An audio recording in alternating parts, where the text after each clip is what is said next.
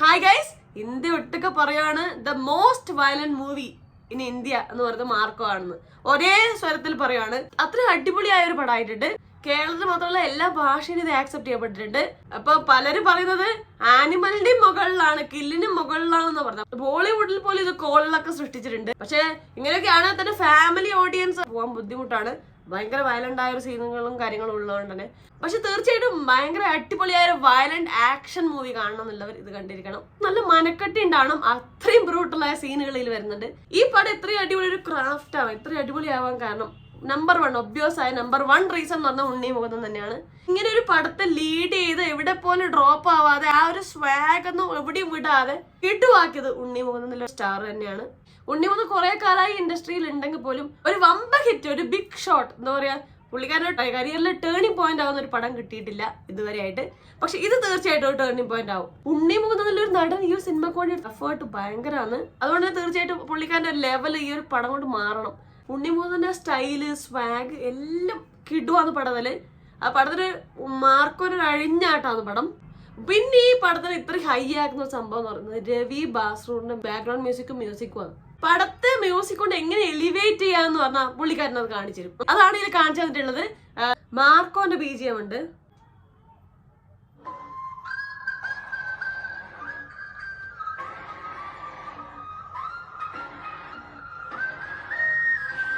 കിട്ടില്ല മ്യൂസിക്, അതായത് നമുക്കൊരു ആ ഒരു ക്യാരക്ടറിനെ ആ മ്യൂസിക് കൊണ്ട് അയാൾ റെപ്രസെന്റ് ചെയ്തു എന്നുള്ളതാണ്. ഇനി നമുക്ക് ജഗദീഷ് ഏട്ടൻ ടോണി ഐസക്കിന്റെ തീം മ്യൂസിക് കേട്ടോക.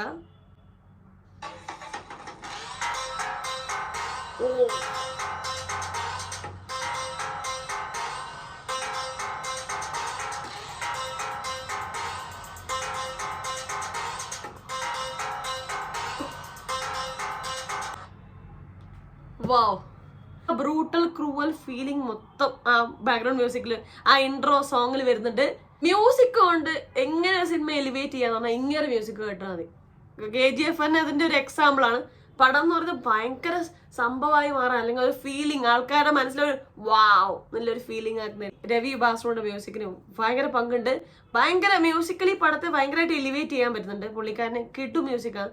അനിരുദ്ധിന്റെ ഒക്കെ മ്യൂസിക്കൽ, ജയിലറിലൊക്കെ അതിന്റെ ബാക്ക്ഗ്രൗണ്ട് മ്യൂസിക് ആ പടത്തിന്റെ ഒരു ഫീലിംഗ് ഇരട്ടിയാക്കാൻ സഹായിച്ചിട്ടുണ്ട്. പക്ഷെ രവി ബാസ്രൂറിന് എടുത്തുമ്പോൾ അത് വേറെ ലെവലാണ്, ഒരു പടി കൂടുതലാണ്. പുള്ളിക്കാരന്റെ ആ ഒരു കഴിവ്, ആ ഒരു ടാലന്റ് പറഞ്ഞ ഒരു പടി മേലെ തന്നെയാണ്. അത് ഈ പടത്തിന് ഭയങ്കര സപ്പോർട്ട് ചെയ്തിട്ടുണ്ട്. ഇമോഷണൽ ഫീൽ നമ്മൾ ഉള്ളെത്തിക്കാൻ രവി ബാസ്രൂറിന്റെ മ്യൂസിക് ഭയങ്കരമായിട്ട് ഒരു ഇമ്പോർട്ടൻസ് ഉണ്ട് ഈ പടത്തില്. പടത്തിന് ഭയങ്കരമായിട്ടുള്ള ഒരു ഇമോഷണൽ കണക്ഷൻ നമുക്ക് തന്നിട്ടുണ്ട്. പിന്നെ ഈ പടത്തിൽ വേറെ ലെവലാക്കിയ ആളാണ് ഇതിന്റെ സ്റ്റണ്ട് കൊറിയോഗ്രാഫർ കലൈ കിങ്സൺ. ഇങ്ങനത്തെ ഒരു ആക്ഷൻ പടത്തിൽ സ്റ്റണ്ടിന് ഭയങ്കര ഇമ്പോർട്ടൻസ് ഉണ്ട്. 15-20 മിനിറ്റ് ലാസ്റ്റ് ചെയ്യുന്ന ഒരുപാട് സ്റ്റണ്ട്, ഒരുപാട് ആക്ഷൻ സീനുകളായില്ല കൂടുതലായിട്ടുള്ളത്. അത് മാക്സിമം റിയലിസ്റ്റിക് ആവുന്ന രീതിയിൽ, മാക്സിമം നമുക്കൊരു റിയലിസ്റ്റിക് ഫീൽ വന്നിട്ടുണ്ട്. ഒരു സ്റ്റെയർ കേസ് ഫൈറ്റ് സീനൊക്കെ ഉണ്ട്.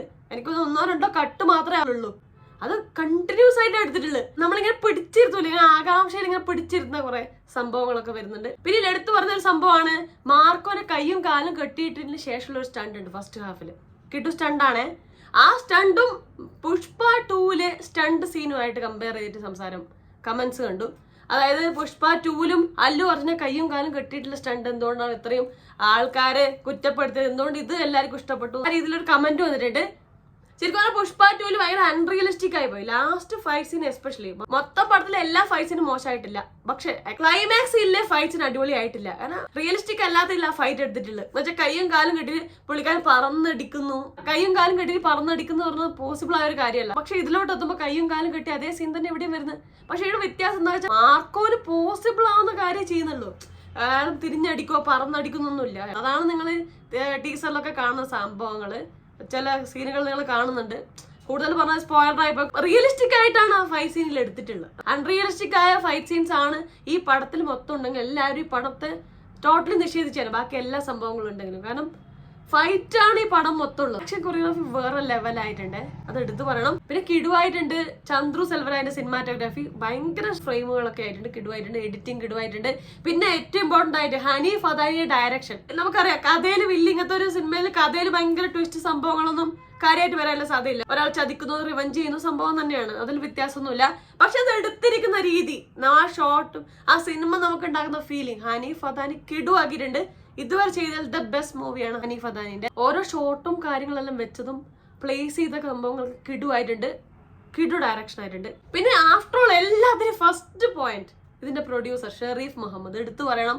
ഇങ്ങനൊരു A സർട്ടിഫൈഡ് ആയ ഒരു പടം ഇറക്കാൻ തയ്യാറായില്ലേ. A സർട്ടിഫൈഡ് ആവുന്നുള്ള കാര്യം അവർക്ക് ടോട്ടലി അറിയാമായിരിക്കും. അത്രയും വയലന്റ് സീനുകളാണ് ഇതിലുള്ളത്. സോ പ്രോബബ്ലി അവർക്ക് നേരത്തെ അറിയാം. അപ്പൊ ഇങ്ങനത്തെ ഒരു സിനിമ എടുക്കാൻ റെഡി ആയിട്ട് പ്രൊഡ്യൂസർ മുന്നോട്ട് വന്നു. വേറെ ലെവലാണ് നിങ്ങള്. മലയാളം ഇൻഡസ്ട്രിക്ക് അകത്തൊരു ധൈര്യം കൊടുത്തു നിങ്ങൾക്ക്. ഓക്കെ, ഇങ്ങനത്തെ ഒരു പടം എടുക്കുക, A സർട്ടിഫൈഡ് പടം ആയാലും കുഴപ്പമൊന്നുമില്ല, വയലൻസ് ഉണ്ടെങ്കിൽ കുഴപ്പമൊന്നുമില്ല, നമുക്കും അത് താങ്ങും എന്നുള്ളൊരു ഉറപ്പ് നിങ്ങൾ കൊടുത്തില്ലേ, അത് കിടുവാന്ന്. പിന്നെ അത് മാത്രമല്ല ഉണ്ണിമൂന്നിന്റെ കൂടെ തന്നെ കട പിടിച്ചിരിക്കുന്ന ഒരു വില്ലൻ ഉണ്ട്. ലാസ്റ്റ് ഒരു വില്ലൻ വരുന്നുണ്ട്, കബീർ ദുഹാൻ സിംഗ് എന്ന് പറഞ്ഞൊരു ഒരു ഹെവി വില്ലൻ വരുന്നുണ്ടേ. അത് പടത്തിന്റെ ഒരു ലെവല് ഫീലെല്ലാം ഇരട്ടിപ്പിക്കുന്നുണ്ട്. വില്ലൻ വരുന്നതോടുകൂടി മാർക്കോന്റെ ഒരു ആക്ച്വൽ എതിരാളിയായിട്ട് ഒരു ടോട്ടലി ഓപ്പോസിറ്റ് നിൽക്കാൻ പറ്റുന്ന ഒരു എതിരാളി എന്നൊരു ഫീൽ ഉണ്ടാക്കിയിട്ടുണ്ട്. കിടു സ്വാഗ്, കിടു ആറ്റിറ്റ്യൂഡ്, കിടു അഭിനയം വേറെ ലെവൽ. അതുപോലെ തന്നെ സിദ്ദിഖ് കിടു ആയിട്ടുണ്ട്. വില്ലനാവുന്നതിലും ഏത് ക്യാരക്ടർ എടുക്കുന്നതിലും വേറെ ലെവൽ ഒരു അഭിനയത്തിന് ആക്ടിങ് കഴിവുള്ള ഒരു മനുഷ്യനാണ് സിദ്ദിഖ് കിടുവാക്കിയിട്ടുണ്ട്. ജഗദീഷ് ചേട്ടൻ ഒരു സ്പെഷ്യൽ വില്ലൻ ആയിട്ടുണ്ട്. നമ്മൾ ഇതുവരെ കാണാവുന്ന വില്ലന്റെ ഒരു ആറ്റിറ്റ്യൂഡ് സംഭവം അല്ല, വേറൊരു രീതിയിലാണ് പുള്ളിക്കാരൻ വില്ലനെ പ്രസന്റ് ചെയ്ത് കിടുവായിട്ടുണ്ട്. പിന്നെ ജഗദീഷ് ചേട്ടന്റെ മകനായിട്ട് എത്തിയ റുസൽ എന്നുള്ള ക്യാരക്ടർ ചെയ്ത അഭിമന്യു ഷമ്മി തിലകന്റെ മകൻ, സോറി നമ്മുടെ മഹാനായ നടൻ തിലകന്റെ മകന്റെ മകനാണ്. കിടു അഭിനയം എന്ന് പറഞ്ഞാൽ കിടു അഭിനയം. ഭയങ്കര ക്രൂവലായിട്ടുള്ള ഒരു വില്ലനായിട്ടുണ്ട്. എന്നുവെച്ചാൽ ആ ഒരു ആറ്റിറ്റ്യൂഡ് ഭയങ്കര അടിപൊളിയായിട്ടുണ്ട്. നമ്മൾ ഇതുവരെ കാണുന്ന ഒരു വില്ലനിസത്തിന് വ്യത്യാസപ്പെട്ട ഒരു അഭിനയമായിട്ടുണ്ട്. ആൻസൺ പോൾ അഭിനയിക്കുന്നുണ്ട്, കിടുവായിട്ടുണ്ട്. പിന്നെ ഉണ്ണിമൂന്നിന്റെ അനിയനായിട്ട് വിക്ടർ എന്നുള്ള ക്യാരക്ടർ എത്തിയ അതാണ് ഈ പടത്തിന്റെ ഒരു ഇമോഷണൽ കണക്ഷൻ. പുള്ളിക്കാരനാണ്. പുള്ളിക്കാരൻ കിടുവായി അഭിനയിച്ചിട്ടുണ്ട്. ഒരു പ്രത്യേക ഒരു ഫീൽ ഉണ്ട് പുള്ളിക്കാരന്റെ അഭിനയത്തിന്. ആ ഒരു ഫീലിംഗ് ഈ പടത്തിൽ നമുക്ക് കിട്ടുന്നുണ്ട്. പിന്നെ നെഗറ്റീവ് പാർട്ടായി തോന്നിയ 2 കാര്യം തോന്നിയ റിവ്യൂലും പറഞ്ഞതാണ്. അതായത് ഇതിന്റെ തിരക്കഥയിൽ ഫസ്റ്റ് ഹാഫില്, അതായത് ഇന്റർവെല്ലിന് അടുത്ത് പടത്തിന്റെ ഒരു ഗിയർ മാറുന്നുണ്ട്. പടം ശരിക്കുമില്ല സബ്ജക്റ്റിലോട്ട് കയറുന്നുണ്ട്.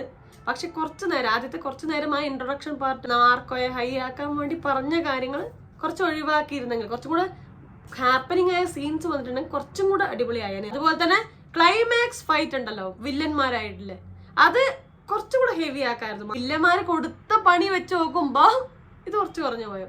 പക്ഷെ ഇത് രണ്ടും എൻ്റെ ഒരു മേജർ മിസ്റ്റേക്ക് ഒന്നും അല്ല. പക്ഷെ ഇതും കൂടെ ആക്കിയെങ്കിൽ പടം ട്രിപ്പിൾ ഇരട്ടി ആയേനെ. അപ്പൊ നിങ്ങൾ ഈ പടം കണ്ടോ? എന്തൊക്കെയാണ് മാർക്കോനെ കുറിച്ചുള്ള അഭിപ്രായം? നമ്മൾ ഉണ്ണിമൂന്നൻ എങ്ങനെയുണ്ട്, പടം എങ്ങനെയുണ്ട്, വയലൻസ് ഏത് ലെവലാണ്, ഈ ക്രിസ്മസ് മാർക്കോ തൂക്കൂലേ? എന്തൊക്കെയാണ് നിങ്ങളുടെ അഭിപ്രായം? എല്ലാം താഴെ കമന്റ് ചെയ്യണേ. അപ്പൊ അത്രയും വീഡിയോ ലൈക്ക് ചെയ്യുക, സബ്സ്ക്രൈബ് ചെയ്ത് സപ്പോർട്ട് ചെയ്യുക, ഷെയർ ചെയ്യുക, കമന്റ് ചെയ്യുക. അപ്പൊ പറഞ്ഞ പോലെ ഹാപ്പി ആയിട്ടിരിക്കാൻ മറ്റൊരു റിവ്യൂ, റിയാക്ഷനോ, സോഷ്യൽ ഷെയർ നെക്സ്റ്റ് ടൈം കാണാം. അത് ബൈ.